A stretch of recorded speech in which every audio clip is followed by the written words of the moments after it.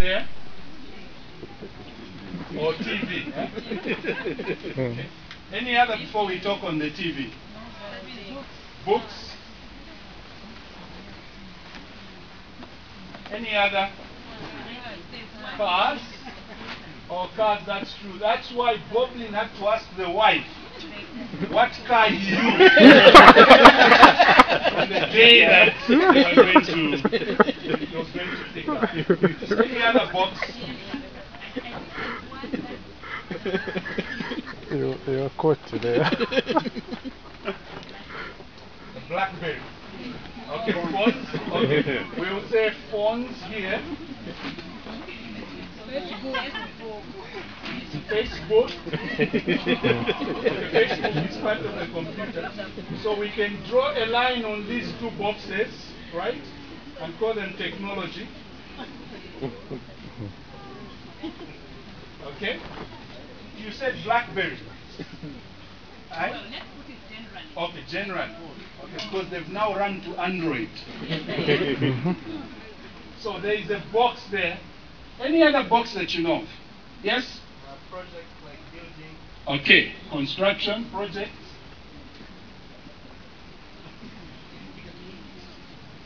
Any other? Schools?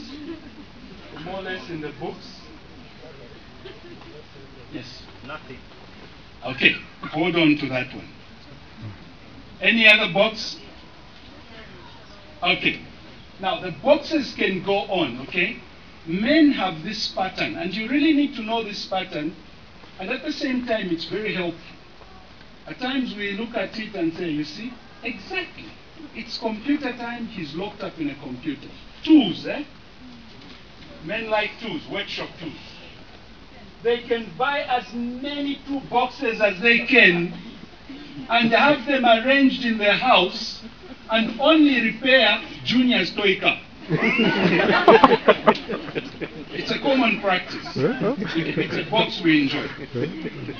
One thing you need to know about the boxes is men get to lock themselves in boxes. And when men lock themselves in boxes, they do a lot in that box. Okay? And they focus, they zero in, and they rationalize in that box as they're thinking and attending to the situation.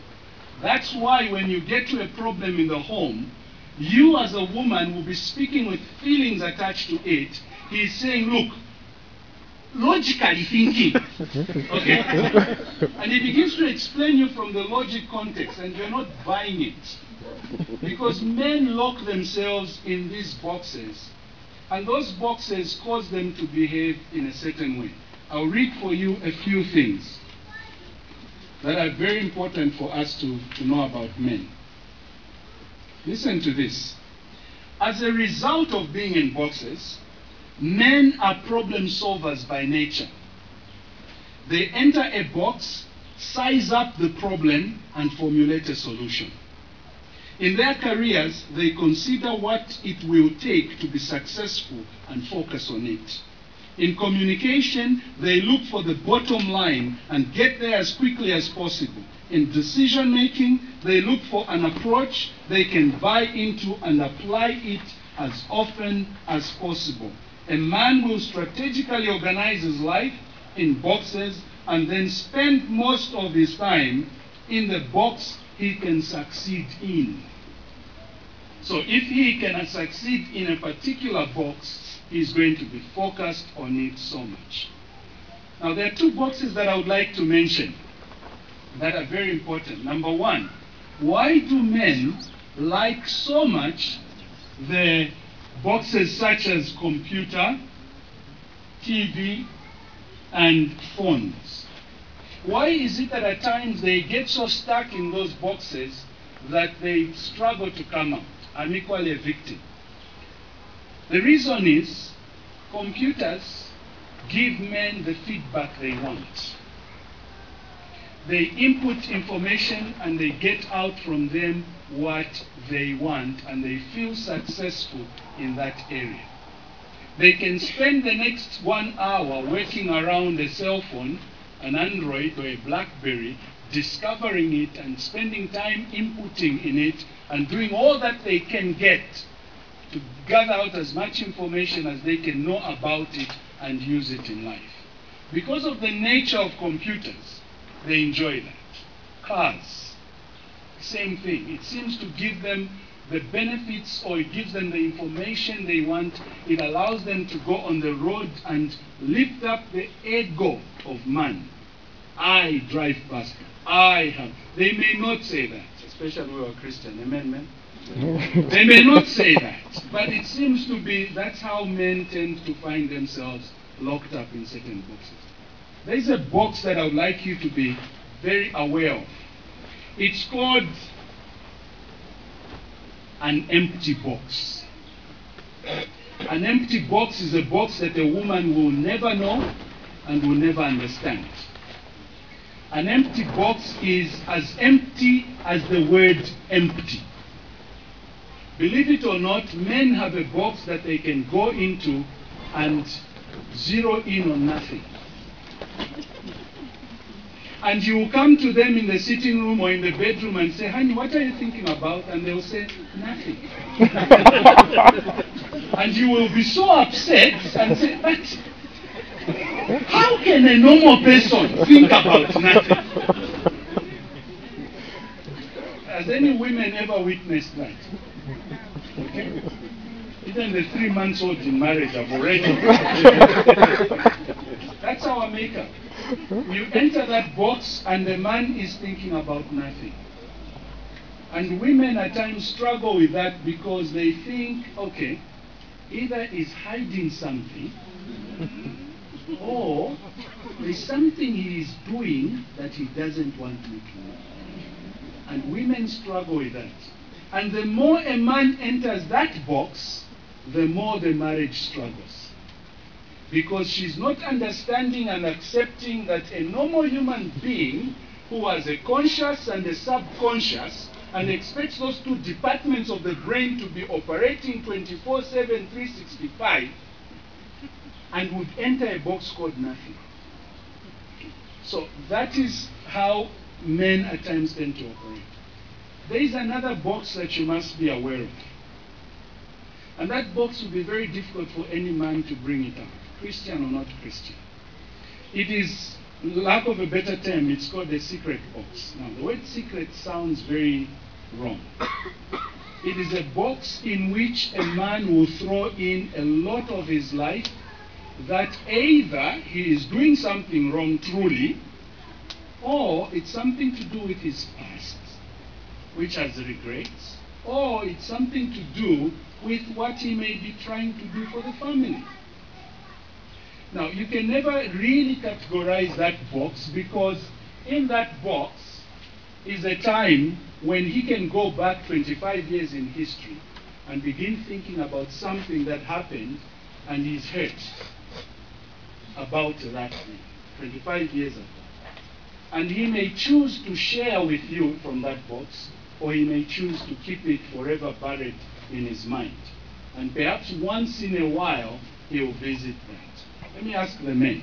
Men, is there a time when you've gone back in history long ago, where perhaps you were once offended or something happened, and then you remember it, perhaps you even become upset? Now that's a man. You know their box. He's not putting on it. Has there been any? I'm not asking that you share. If there has been, I hope not all of us have gone in the nothing box. Okay. One by one. Okay. I will give you an example from myself. And this is a very dangerous example, okay? But please don't share it. It's for this place. You can't even discuss it when you go back home. There was a time when I was very young, and we went to visit, we were very young, and we had made a camp. You know, we'd make those small camps with milli-meal bags. And this young lady coming from school went and kicked everything and destroyed our little camp. And I was the captain of the camp. And so everybody came home. Ah, Captain, come to my toba. So I said, who broke it? And the name was Abigail. Abigail has broken the camp. Really? So we said, let's go and see her. When we got to Abigail, Abigail said, the sun is hitting me in the face. Abigail said,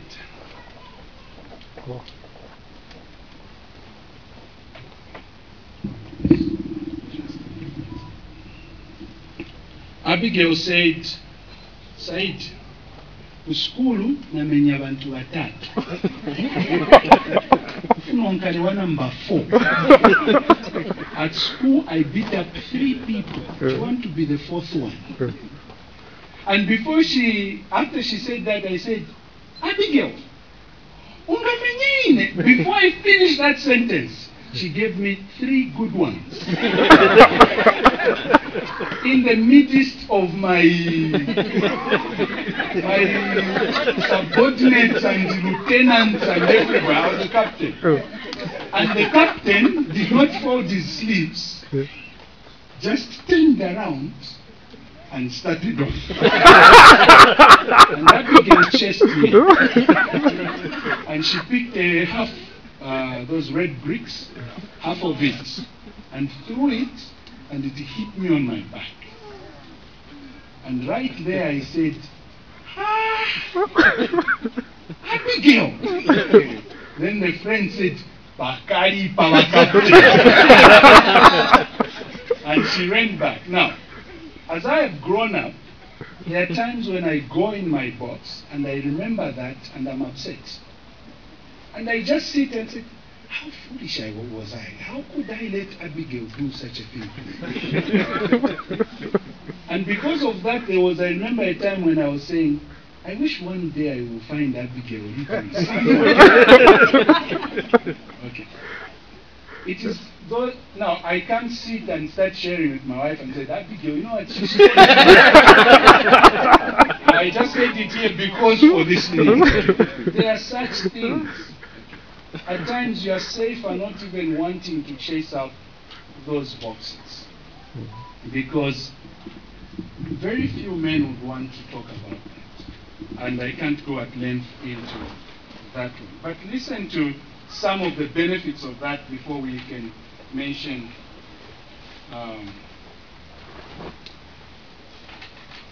we can talk about the woman. Listen. Men also take a success approach to communication.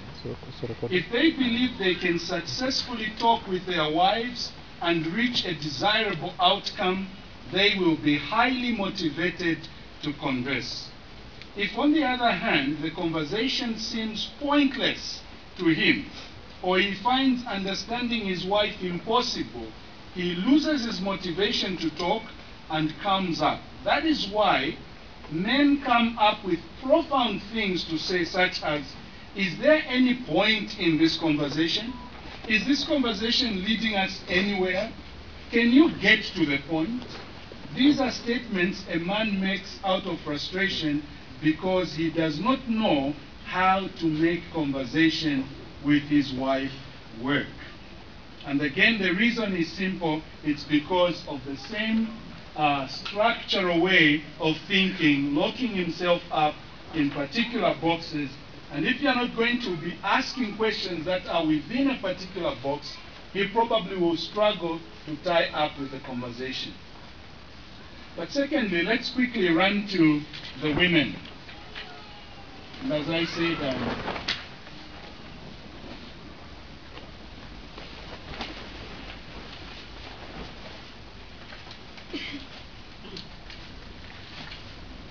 in contrast, men being like waffles, women are like spaghetti. Now, it looks very disorganized and very disturbing, but just hold on. Women process life more like a plate of pasta. If you look at spaghetti, you see how it winds each other into the other and keeps on moving like that.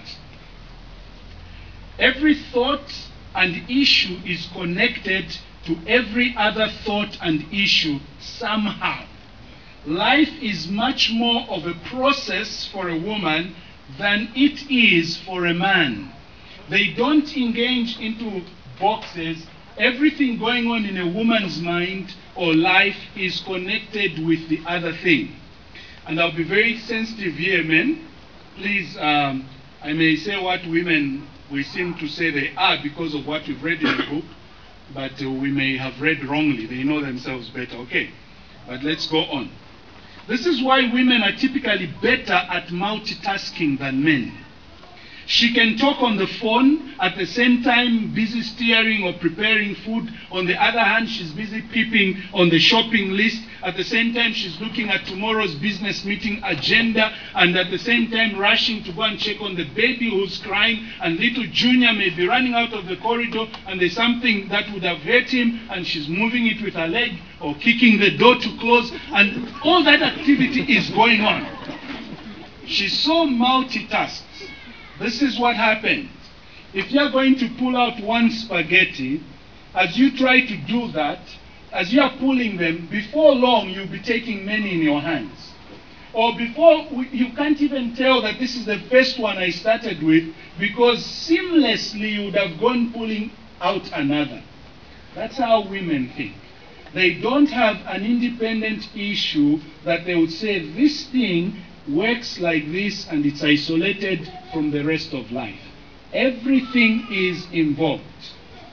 That's why when I'm driving the car with my wife and then on the road and I look on the left to check if there is a car or not, and I look back, but there was a lady passing there who was not dressed well, my wife will definitely allude to that look and say, why were you looking at her? And I would say, which one? You're even saying which one because you even saw she was dressed in red. You know, even the other time, there's a problem with men. You see, the problem is you can't just, and then it keeps on going. In fact, at work, my boss, and everything just begins. And the man would say, look, I am on the road. I'm enjoying my driving. This is a new car. I'm in my car box. And I'm trying to enjoy the road. And the wife can't just accept that. He can buy a new car, and all he wants is just to take a drive and back, and then she'll say, Moya kwisa. And he'll say, I'm going to reach the roundabout and back. The wife will say, impossible. You just can't get, a normal person can't just get into a car, drive around about and back. And the man is simply saying, look, I want to enjoy this new toy. And it becomes a problem. As far as a woman is concerned, she can't isolate that drive from other things. No, you want to drive the car because that direction you're going to, Moses stays that area. And Moses told the wife that today Arsenal is playing. And then, in fact, the other guy, neighbor, they are selling a computer, and he said you were interested. Everything will be. Why? Because this is how they think. There is no one thing that is isolated. Everything is somehow wound in the other. As a result, most women are in pursuit of connecting life together.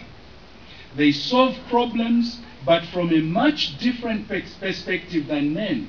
For women to quickly solve a problem, when the issue involved in the discussion are disconnected from each other, is an act of denial. I'll repeat that one. For women to quickly solve a problem when an issue involved in the discussion are disconnected from each other is an act of denial. For example, you cannot say, she will say, where were you? And say, I was visiting a friend, Joseph. What time? In the morning. And the story goes on and says, but then at 15 hours called you, I said I was visiting with Joseph. And the man may have said those two statements without saying that I visited from 13 hours or morning up to the day. For a woman to say, refer to Joseph in the morning and refer to him again, Joseph in the evening, it doesn't agree. So you spend the whole time with Joseph. No, there was something else that I did. Already, she is having a problem because the man is probably speaking in the particular boxes of what he was doing at a particular moment. So the woman will have an issue with that because it's so disconnected. It must be agreeing with the pattern of life. Let me read on. Listen to this. And so women consistently sense the need to talk things through. In conversations, she can think together the logical, emotional, relational, and spiritual aspects of the issue. The links come to her naturally. So the conversation is effortless for her. If she is able to connect all the issues together, the answer to the question at hand bubbles to the surface and is readily accepted. Listen, men. Our women, correct me if I'm wrong, our women will not just sit back and hear us talk about a computer the whole day. Our women will want to connect a number of things in life. And they will begin talking about an event that happened at work. Before the close of the conversation, you have journeyed with them from work to ShopRite, to grandma's place, and to the neighbor who has a funeral, and later on to your daughter's school, and then perhaps they may even come back to the first topic. And they will connect all that with what they are saying. But we men end up falling into frustration because you're wondering why we begin a conversation talking about this topic and all of a sudden it slips into another. In our early marriage, in our early times in marriage, I've been married for 10 years, so early would be 1 to 5 years, 1 to 3. I used to be frustrated because there are times that I felt like telling my wife, when we visit, you keep quiet. I'll do the talking. But she was only being a woman. And that's why when you go visiting, women quickly isolate themselves and they go into their spaghetti conversation and they wind around life and they understand each other right there. And when they join men bringing the spaghetti talk, men are already locked up in the football box. And the women have changed and now they're bringing a topic about the kitchen. And they look disinterested. And at times women become so frustrated and say, that's why it's a problem talking to our husbands. Well, the truth is, they've just locked themselves in a box, and either you help them to change the box they're in, or you stay in the box with them. It's quite a difficult journey for men to run along the spaghetti, but it seems to be very easy for women. Both ways it's frustrating to stick around in what the man is dealing with. In the same book, the writer gives an illustration and he says, a certain couple, the man had a problem with the wife, and the wife would always want to talk, and the